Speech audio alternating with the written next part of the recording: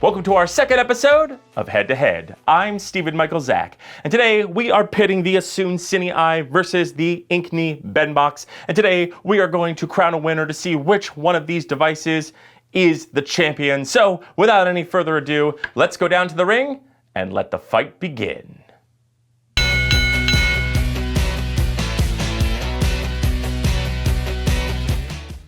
Okay, so here we have our two contenders. First, let's take a look at the Accsoon CineEye. Now, first off, it is good, solid metal construction. It does have these plastic antennas that pop up, but it is pretty rock solid. I usually keep the antennas down. Now, you do have this removable shoe and a 1/4-20 on the bottom, which is great. In case you don't want to use the shoe, you could attach this right to your camera. On this side, you do get a full HDMI and the power button. And on the back side, on the other side, you do get a USB Type-C, which you can use and charge the device as you're using it. Turning it on is easy. You just hold the button, the lights flash, and there you go. Now each one of these lights tells you how much power that you have left. Now that will be inside the instruction manual. And of course, this is glowing white right now. When this thing is connected, this A actually turns red, which is very, very cool. And then to turn it off, hold the button, and there you go. Very, very simple. It is off. So let's talk about what this comes with. First off, it comes with really great directions. This thing on B&H said it did not come with an HDMI cord. That couldn't be further from the truth. Not only did it come with an HDMI to HDMI, it also comes with a mini and a micro. So you are set to connect this to your camera, no matter what kind of HDMI port you have. Okay, now let's take a look at the Benbox. As you can see, it is much, much smaller than the CineEye. It is all metal. The antenna is housed in this little bump here. I really do like this. Now, you do have the shoe attached, which means you can't remove it, but it does have this nice knob here, tightening knob here that has these kind of like spigots that pop out, which I really love. Love the airflow design here. It is all massive metal. On this side, you do get the HDMI. Now, there is a code to link to download the app. This does not work. I tried it on several devices, and I actually had to go to the website in order to download the app. Then you're going to spin this around. You get a USB Type-C in the front for charging while you're using it, and then you get a full USB. Now, one thing is when I plugged in the USB Type-C, all that did was charge this. I think I'm guessing if you plug this in, the USB to USB, which it does not come with that. It doesn't come with a USB to USB. I'm guessing that's how you upgrade the firmware. You'll see later in the app that I can't upgrade the firmware on the app or in the device. It is just proving difficult. And when I plug the USB Type-C in, it's just charging. My computer's not even reading it. So it is problematic to upgrade the firmware in this. And also later I will show you that it is very, very difficult to shut this off. In fact, Benbox does come with a few wires. First off, you're going to get this, which is a micro USB wire. You're going to get a Type-C wire here. You're going to get a Sony wire. And you're going to get a mini USB wire. And then you're going to get this, what looks to be a 2.5 millimeter jack. There is no tag on this, so I have no idea what wire this is for. Maybe it's in the instructions, which is they're just okay. So that's it. Those are our two contenders. Now let's go hook these up to the camera, and then let's go check out their apps.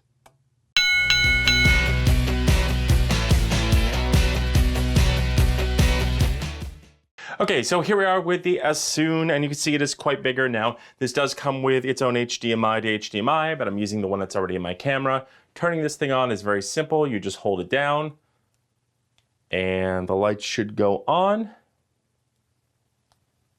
There we go, and again, you get your power indicator. Now this will blink white, and when I connect it, it will turn red. And then turning it off is very easy. You just hold the button again, and it shuts immediately off. So now let's jump over to the app and check it out.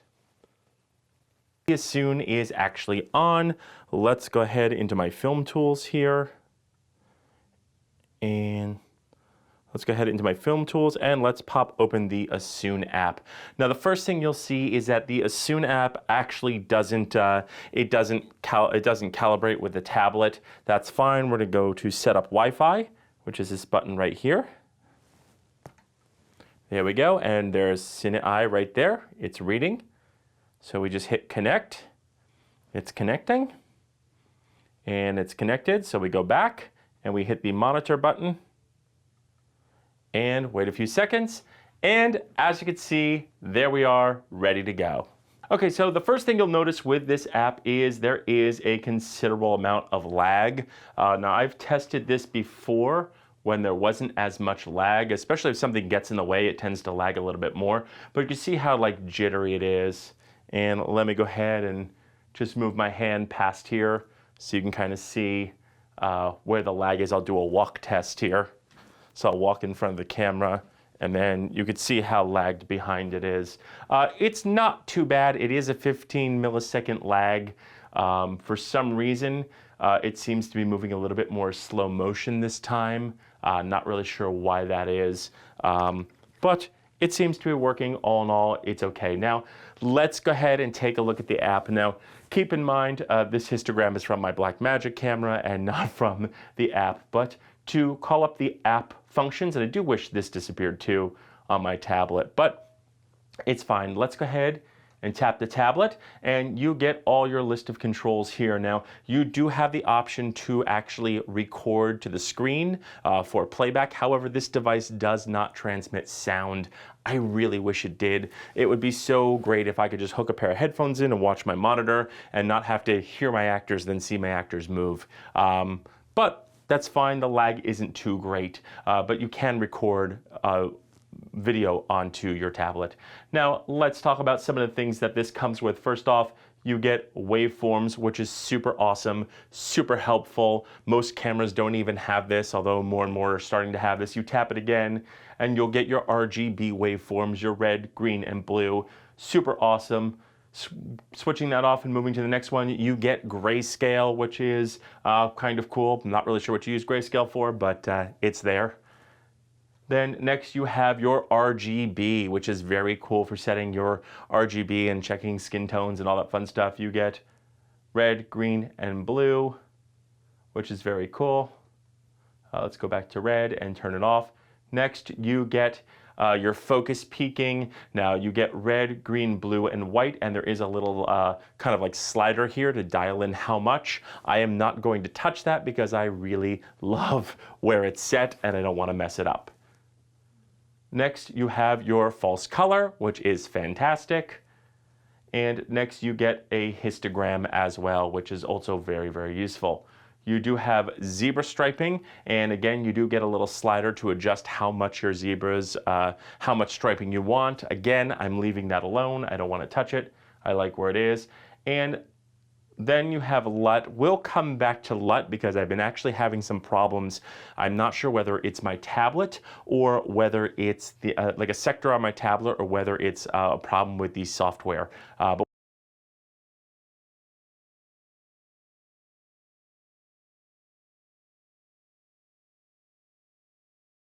we'll come back to LUTs. Let's go to more. And when we go to more, you have your center mark on and off. You get your safe markers, so you can have a safe space. We're on close, but you can kind of add safe markers. You have your ratio markers. I have it set to 16:9, but you can change the ratio markers. Then you have your marker color that just determines the border color. Then you have your marker width. You can get either really thin or really thick with it. Let's go ahead and do that.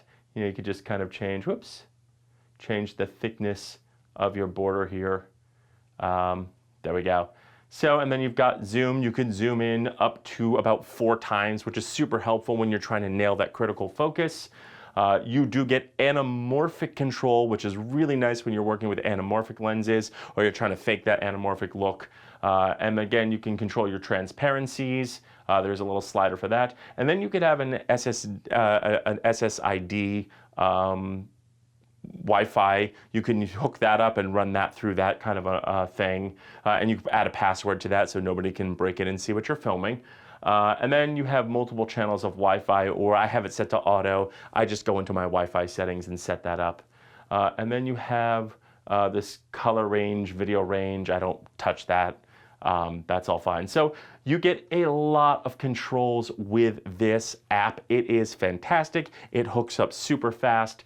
I really love this app. This is probably going to be my favorite app that I have for one of these things. So now let's talk about distance. I used this for a horror film over the weekend, and yes, you can hook 4 cell phones up to it or 4 tablets, and it does reach about 100 meters. I'm not testing it now because it's pouring rain outside and I really can't test it. So hopefully maybe later I'll get a chance to test it. But all in all, really love the app, very easy to connect. So let's jump over to the Benbox and let's see how that compares.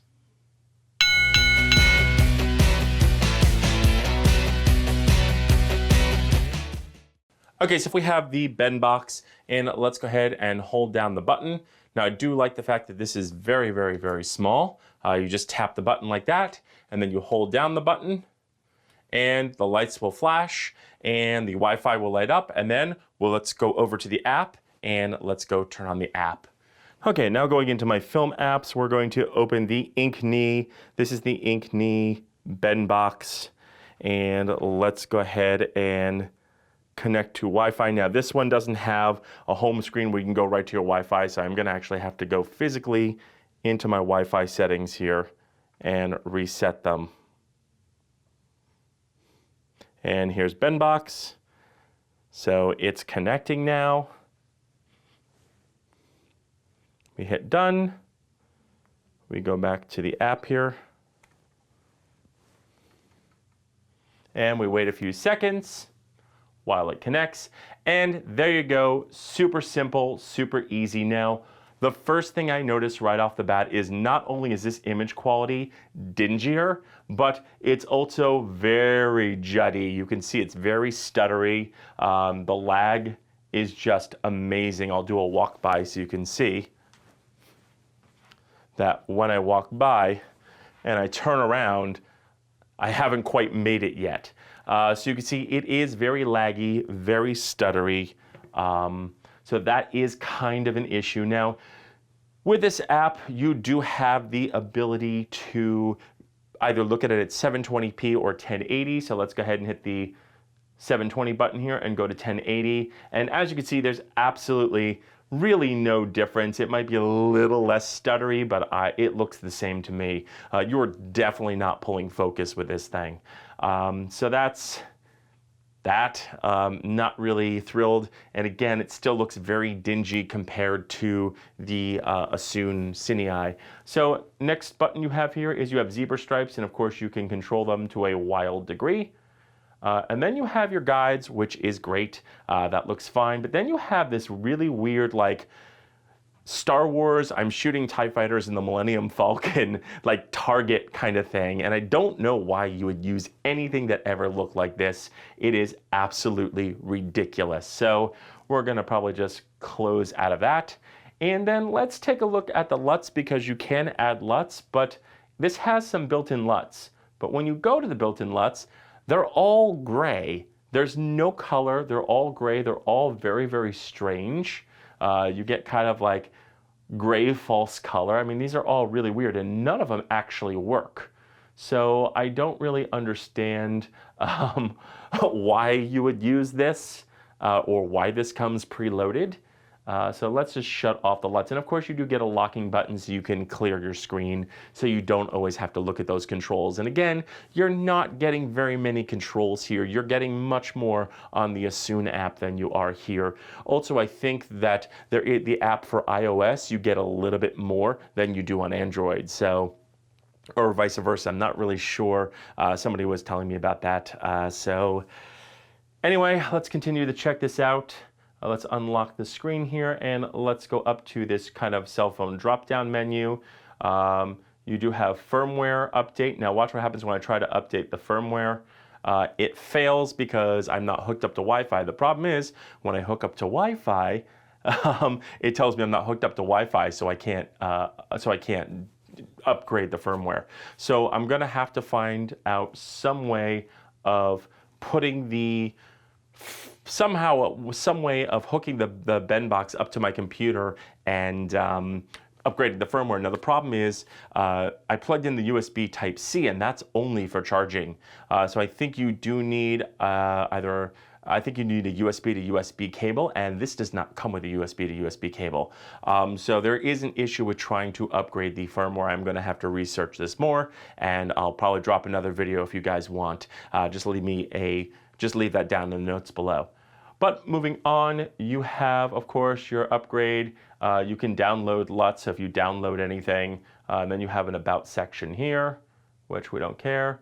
We can go to Wi-Fi, and I guess you can scan for your Wi-Fi. So this actually didn't appear before, this Wi-Fi thing, when I ran my initial tests, which shows me that the app is a little wonky, but you can select your Wi-Fi from here. You have your channel, I guess you get, it says channels, country, region, go back. We're already hooked in, so we don't need to do that. So you don't need to, you might not need to go into your Wi-Fi settings to do this. It is just much easier if you just do that first. So all in all, this app is pretty meh. I'm not really thrilled with it. It is very, very laggy, much more than the Accsoon app, and it almost doesn't look clear to me. It looks a little foggy. It looks a little out of focus. Now, I know my camera is in really good focus, so I think it's just the app. It's just not very good. So let's go back to the main table and crown a champion.